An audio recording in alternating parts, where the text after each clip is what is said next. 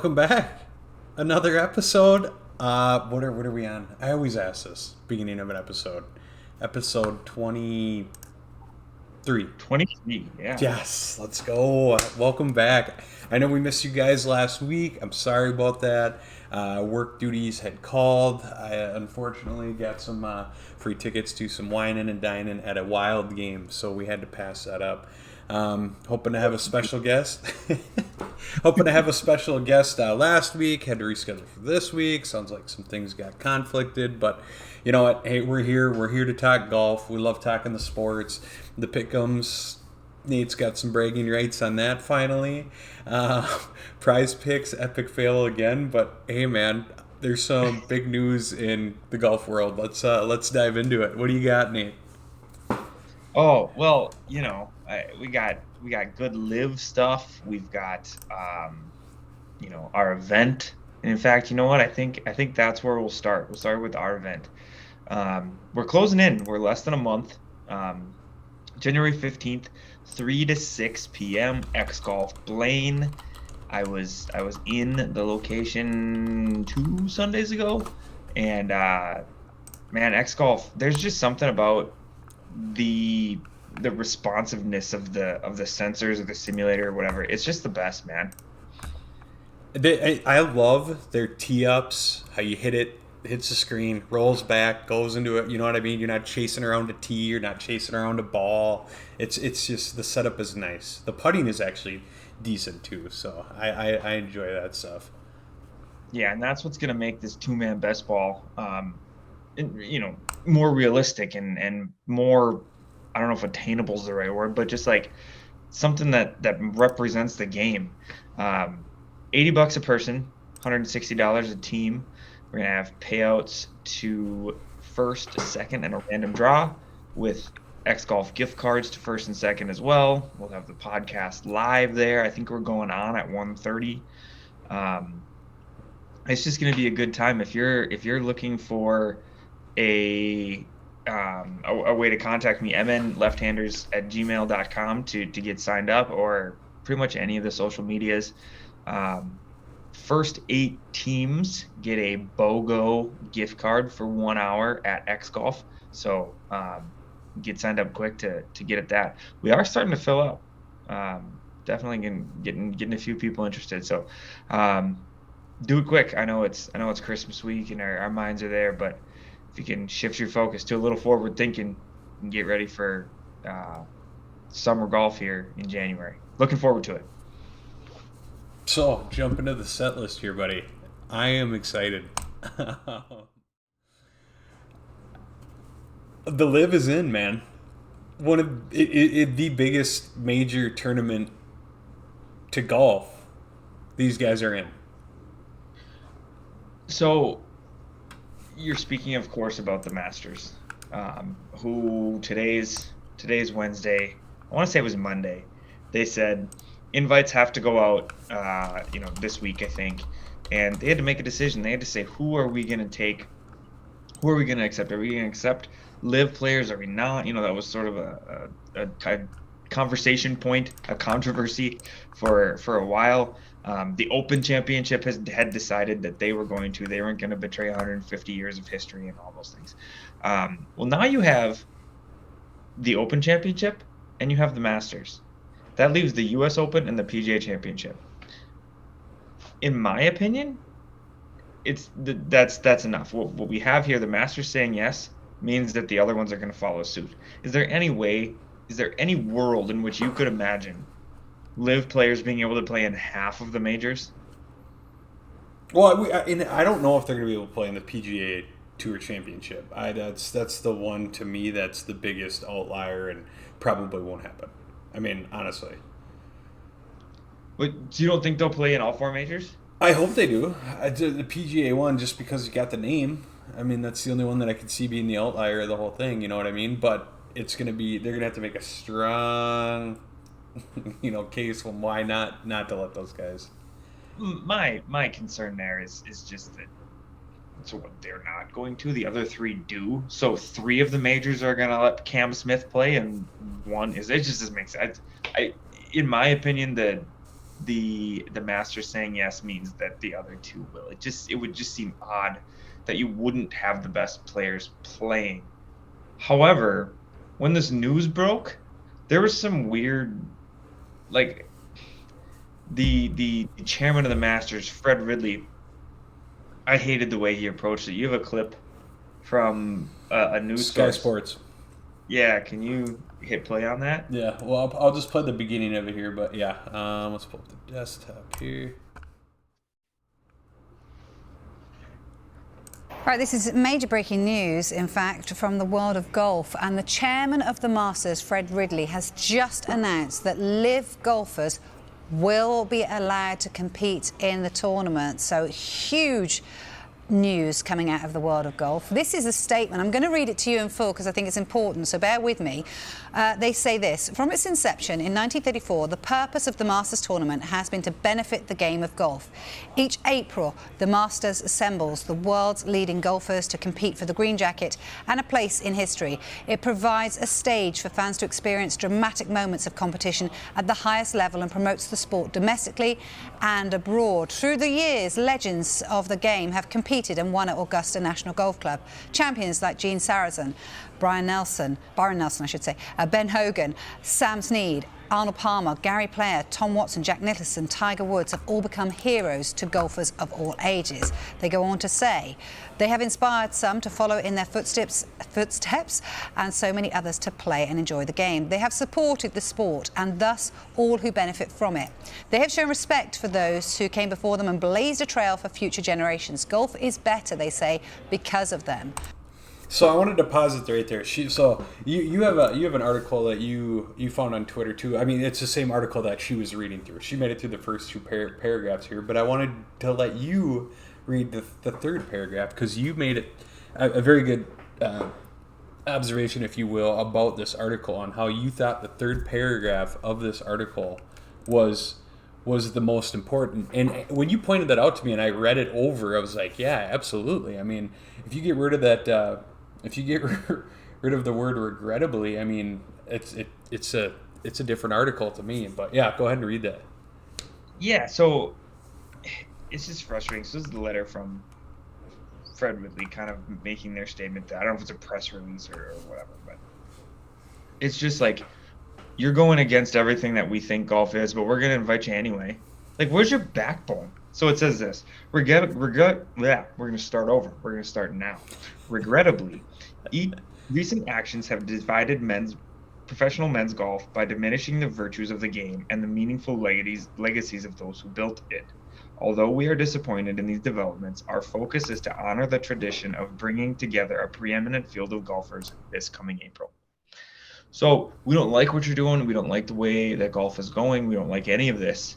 It's divided the game. But we welcome you with open arms. Like, it just doesn't make sense. I mean, you get rid of the word regrettably, it reads a little bit different. But yeah, it's just, they're right. I mean, the great divide, it's just throughout our entire country. It seems like it's everywhere you look. It's just this great divide instead of diversifying stuff and putting together things that work against each other. I mean, it's good to see. It's relieving. These guys, I'll say it again, are a TV deal away from becoming big contenders, which leads me into our next topic on the set list here. Is another article that you had come across. This stuff's all over Twitter, but LIV's operating costs and their startup costs are, once I seen that number, I was like, whoa, dude, that's not a little number. That's a big number. No, they're investing everything they have in this. And what's the number on there if you've got it? I don't know if you can get it on the screen, but it says what was their hope for profit where the PGA Tour was like 73 million. So we got this one, the two paragraphs clipped out of the article here, and it says in the most successful scenario, McKinsey predicted revenues of at least 1.4 billion a year in 2028, with earnings before interest and taxes of 320 million or more. Federal records show that the PGA Tour, a tax-exempt nonprofit, logged $1.5 billion in revenue and posted a net income of almost $37 million for 2019. By contrast, a league mirrored in startup status, defined as attracting less than half of the world's top 12 players, navigating a, in quotes, lack of excitement from fans, reeling from limited sponsorships and confronting, in quotes again, severe response from Golf Society, stood to lose $355 million before interest and taxes in 2028, dude. Oh, I know, and here's the thing. So, like, me, I think we've talked about this in prior podcasts and stuff like that. Me, I can think of what $10 million is, okay? I could probably spend $10 million. I can think of that amount of money. Mm-hmm. You put a zero on that, I have no idea how much money that actually is. So for someone to say 355 million, I don't think we as actual people are like, oh, 355 million. It's like, okay, but that is a lot of money, dude. A lot. Private jets are just like getting in your car. Like you're at that point at that kind of money. It's a private jet at the drop of a hat. It's everything you want when you want it at your fingertips. So I mean it's so much money.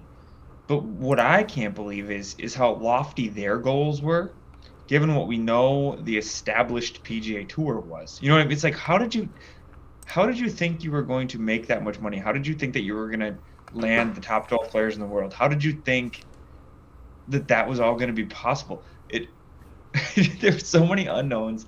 There was the whole blood money angle at the beginning. Like I can't believe that those were their goals. One, but also two, Ronaldo, the soccer player from Portugal, is playing for, I want to say, Manchester United. He just signed with a Saudi squad for $500 million. And it's like, where is this money coming to devote to sports? Like they're investing these dollars into golf, and then they just paid one soccer player that much. But like, what are we doing? How is this possible? So it's just who's the guy that you just talked about that went over to LIV? Well, I don't know. Were we talking about someone in particular who went to LIV? Yeah, gosh, he had a really good quote about like how he's treated by LIV, and he talks about that was Henry Bonlahiri. Yeah. Yeah, I forget the article and all that fun stuff, but yeah, I mean he had a good. I want to say non-biased, but it's biased because he's a LIV guy. But for him to go over there and kind of share his experience and how things are going is something different and refreshing to hear versus all this divide and shamefulness, you know what I mean, between the two. So One of the quotes from that article was, "It's been a wonderful experience. Starting out, I had some reservations because I did not know what I was going into. I had spoken to my friends who had recently transitioned, and it has been fantastic. They have taken unbelievable care of us, and the golf courses have been immaculate. The attention to detail is very impressive. I can't speak highly enough of how they've conducted the events and taking care of the players." That's a common theme. It really is. I think Golf Digest had an article from a caddy over there. I don't know who he was caddying for. It was supposed to be like an anonymous bit. But the caddy's point was, oftentimes with the PGA Tour, we're kind of like forgotten about. We're just like there because we have to be. Like here, I think he might have even said, Greg Norman came and shook my hand, said hi, nice to see you, happy you're here, and they're being treated well, wined and dined a little bit more than they would have been on the PGA Tour, and so it does sound like it's an all around good experience. Well, and then on the the contrast to that, we had talked about an article about a guy that was trying to stay on the tour. He was towards the bottom end of it. You remember how he was talking about the hotels and trying to get cars and transportation and stuff like that? Yeah, James Hahn, when he was with he was on whoever was running that episode of the Fire Pit from the Fire Pit Collective. Yeah. Is that what it's from? Okay, yeah. Yeah. Yeah, listen, yeah, yep. He was telling, yeah, from the Fire Pit. Yeah, he was doing an interview with those guys talking about his experience with that and, you know, some of the troubles he ran into with that. And just not everyone is out there being Rory McIlroy. Not everyone's making that much money. A pro golfer lives a fine life, like a good life, sure. But at one point, I think James Hunt said it was like $150,000 in a year, which when you're paying for all your travel and all of your lodging and all of your tournament entry fees and all those things, like, sure, you're probably doing okay, but it's not extravagant by any means. You know, that money is all, you have to put that into perspective. So to have LIV, you know, Lahiri saying these things, it kind of makes you more open to the direction that this is going. Mm-hmm. And I hope it takes off. So switching gears a little bit here, a tournament I didn't really get to pay too much attention to, but when the headline came out, I was like, what? The PNC Championship. Yeah, the old father-son. This is where the MnLefthanders podcast started. I don't know if you know that. Back in the original iteration of what this was like my first podcast. Really? It was about a year ago. I was talking about the old PNC and how I was like, I thought it was neat, you know, to have Charlie Woods there, but I'm changing my tune on it. I'm not a fan. I'm not a fan. It's overblown. They make too much of the relationship, especially with Tiger and Charlie, because believe it or not, there's like 26 other teams there, and Tiger and Charlie didn't win. You'd never know it, but they didn't. It becomes a Tiger Woods love fest. It has 2 years in a row now, and I don't know, the way that the media talks about this, you'd never know it, but Tiger also has a daughter. You know, like he's got another kid. Like it's not just Tiger and Charlie to the end here, but that's the way that they make it sound. Like I don't know. I'm not super in on it. I don't love it. I think it's cool that bigger names have decided to start playing, but let's talk about them. Let's, you know, like Jordan Spieth and his dad played. Like let's talk about more than just Tiger and Charlie. I don't know but hey, maybe that's just me. I don't think it's just me, but maybe it is. Yeah, I mean, like I say, when they made the headline, you would have swore that Tiger Woods and Charlie had won it. But I mean, John Daly and his boy's name's John too, ain't it? In an interview, John Daly literally referred to him as Little John. Yeah, Little John swings it real good. He swings it hard. It's like what? Yeah, he's not little. Yeah.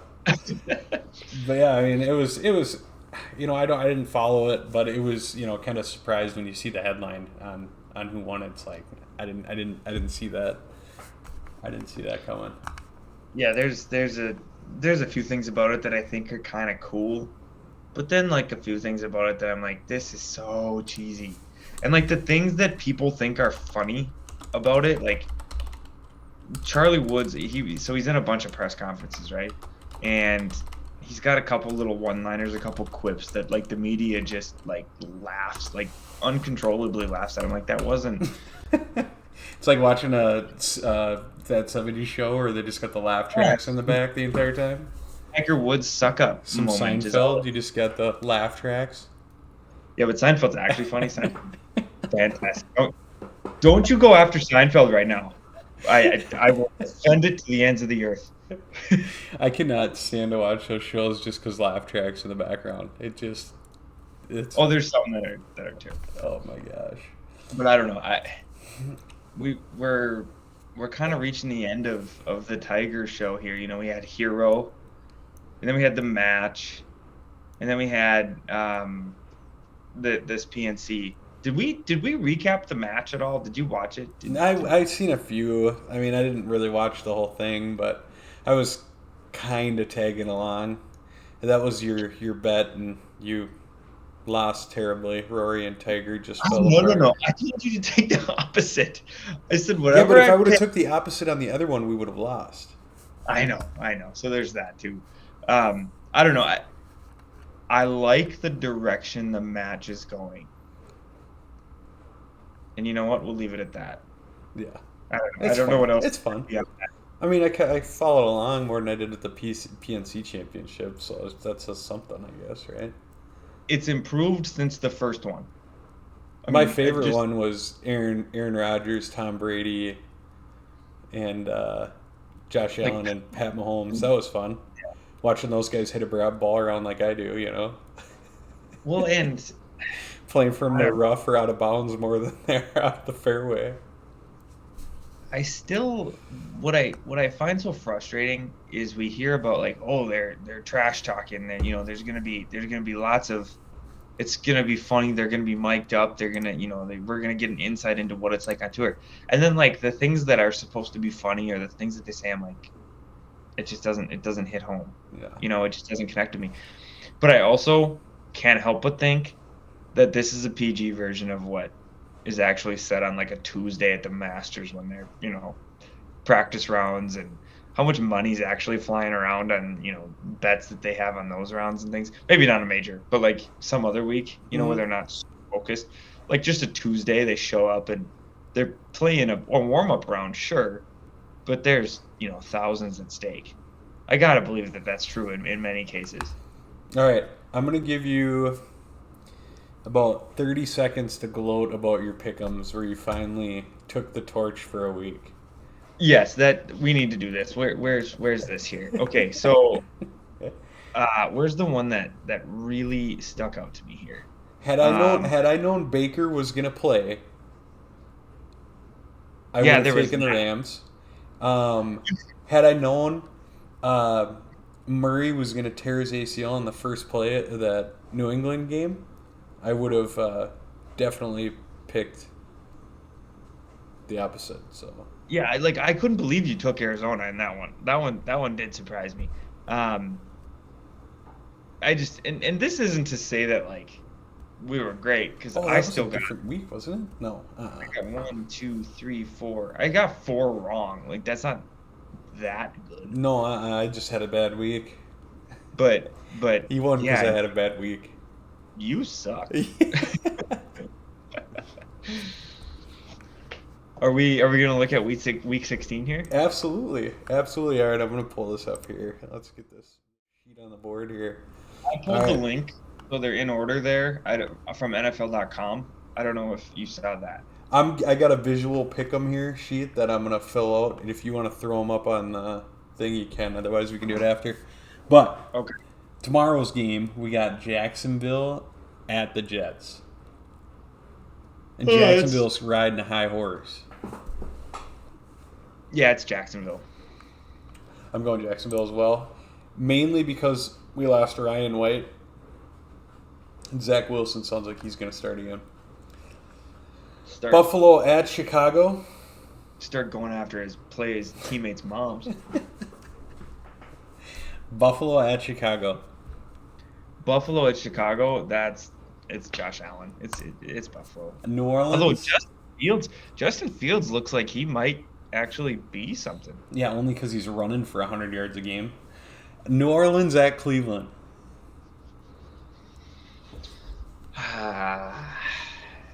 You know who looks like garbage? Deshaun Watson. But I'm going to click my pick for the viewers. Oh, okay. You're going New Orleans. I'm going Cleveland. Okay. All right. We got Houston at Tennessee. Oh, geez. Tennessee. Tannehill's out for the year. Yeah, but Houston sucks. I know. They're going to run all over him with Derrick Henry. I'm in on Tennessee. Seattle at Kansas City. Kansas City. Yeah. Geno has fallen off the planet. And Lockett's gone. They signed Laquan Treadwell. Oh, that's rough. Yeah, I think that's already knew that. Giants at Minnesota. God, we're such a weird team. I don't know.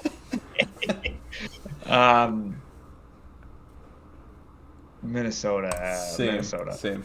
Cincy at New England. Jacoby Myers is going to throw a pick. 6. Cincinnati. I'll go Cincinnati too. Detroit at Carolina. Detroit. Same.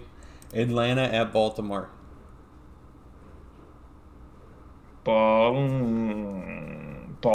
I'm going Baltimore as well. Washington at San Francisco. Brock Purdy. Yeah, but it's the 49ers. Yeah.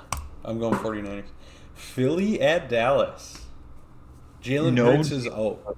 Correct. Well, I just also heard today that he's a maybe. From their coach. He ain't playing. It's Dallas. I'm going Dallas. Here's the armpit game of the week. Las Vegas at Pittsburgh. Vegas. God, should I just take Pittsburgh? Just to take them? Make it interesting? I'm going Vegas. All right, Green Bay at Miami. Green Bay's been hot. Miami's been not. But it's still Miami. I'm going Miami too. Denver at Rams. This is the armpit. This is the true armpit game. I'll go Rams. Ramming it. I'm ramming it too. For some reason, I don't know. Tampa Bay at Arizona. No Colt McCoy, no Kyler Murray. Yeah, the Bucks. I'm going with Tom Brady's ego. We got the Chargers at Indy. Matt Ryan is benched. He got benched? Mm-hmm. In favor of who? He owns like 4 records now. 4 of the worst. And they're all bad ones. Yeah, the biggest deficit in Super Bowl history, regular season history. But I don't think... I mean, this isn't to say that he's good, because his second half was terrible. He didn't contribute to those 33 points, really. No. A little bit. Defense had a lot of part of that. Well, our offense giving the ball up. All he had to do was find 1 touchdown in the second half against our defense, our pass defense, which is supposed to be terrible. Here's what we did, though. We went to a cover, man on man, which I hope we see more of that this week. If the Vikings do that man-to-man cover, because Shelley's a man-to-man guy, Peterson's a man-to-man guy, Dancer's a man-to-man guy, and they're trying to get these guys to play zone. When they play man-to-man, we're a better defense, in my opinion. But it seemed that way. So yeah, I looked at that. I was like, man, I have Michael Pittman on my fantasy team. I was like, we're starting this guy because our defense is terrible. So I'm going Chargers, by the way. Okay, say it again. Chargers and who? At Indy. Yeah, Chargers. Okay. Lock that up. So the only difference we have is the New Orleans Cleveland game. Did you take Pittsburgh? No, I took Vegas. Okay. How's your fantasy squads? Dude, this is going to be my toughest game with Jalen Hurts gone. So I picked up Tom Brady. I had Daniel Jones to pick, or Tom Brady. And because Daniel Jones is playing Minnesota in Minnesota, and we're coming off that huge win, and I seen a little bit of man-to-man coverage, I'm a little scared of playing Daniel Jones against our defense with that man-to-man coverage. So I went Tom Brady, who's the sure thing, against a terrible Arizona, secondary too. I think we're 26th and they're 25th. So with their offense probably not spending too much time on the field, I think Tom Brady's going to have a good outing because he likes to toss the ball to Fournette and stuff like that too. So yeah, my league, the one that still matters, 2-week playoff. So same team 2 weeks in a row. I have a 27-point lead going into this week, but I lost Jalen Hurts. My best option, Jared Goff. So we'll see. I don't know. Goff against Carolina, not bad. I mean, they're middle of the road D, I so mean, yeah. he's definitely been better in recent weeks. Mm-hmm. So I'm hoping that he's just a stopgap enough to, carry me into the championship. But then we also have to look at, in the championship, are they going to even play Jalen Hurts in week 17? I bet you it depends on if they're playing for first seed or not. If us Vikings can win out and they lose out. So if we win and Philly loses to the Chicago or to Dallas, which they very well could, we'd have 3 losses. They'd have 2 losses. Do you think they play Jalen Hurts in that last game in week 17? I mean, it's a good possibility. It just depends on how this week goes. I don't think that if I were the Eagles, I wouldn't. If you don't get the first round bye, big deal. But I mean, it is a big deal. But you just want to make sure you get a healthy Jalen Hurts, because without a healthy Jalen Hurts, it's not going to be like Nick Foles coming in for Carson Wentz the last time they won the Super Bowl. You know what I mean? Right. They just don't have a guy like that. Yeah. Oh, by the way, that's who is starting for Indy. Nick Foles will be going in for. Dear God, really? Yeah, in Minshew Madness, dude. Oh, that's right. It's Gardner Minshew. Yeah. I thought for sure it was going to be Ryan Fitzpatrick. He might be a better pickup for you. Minshew? Fitzpatrick, man, he showed up everywhere in like a backup role. It was my awesome. God, he is a dream, man. Case Keenum. I don't trust Minshew at all. I would. I'm gonna roll with Goff. So how about this? We got time. We got a little bit of time here. I got 4 running backs, and I can start 3. Chubb, Josh Jacobs, Joe Mixon, and Ramondre Stevenson. Who do you sit?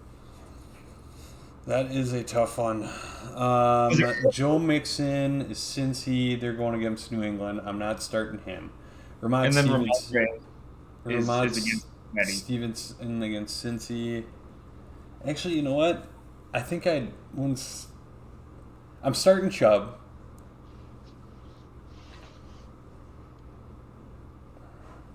You're starting Josh Jacobs. He's the leading rusher in the league. Yep, I'm starting Josh Jacob. I'm starting Chubb. I'm not starting Stevenson.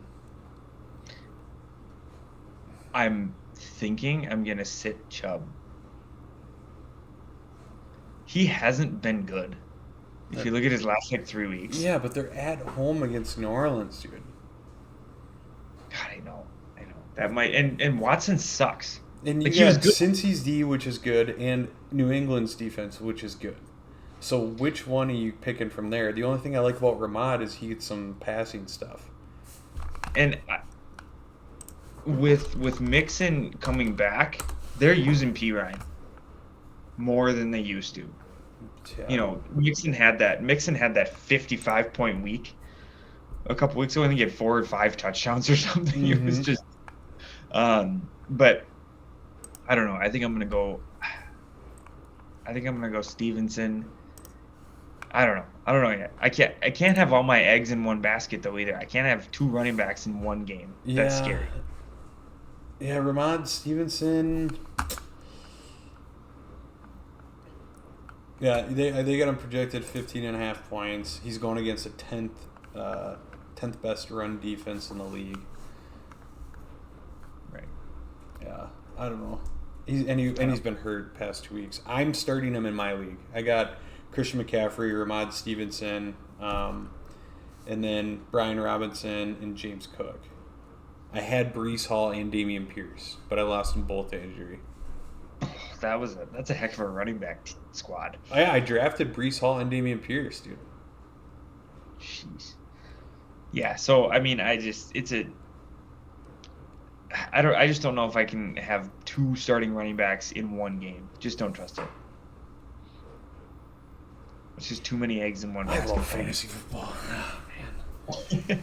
I'm glad we talk about this in our golf podcast because it's enjoyable. It's a sports podcast, right?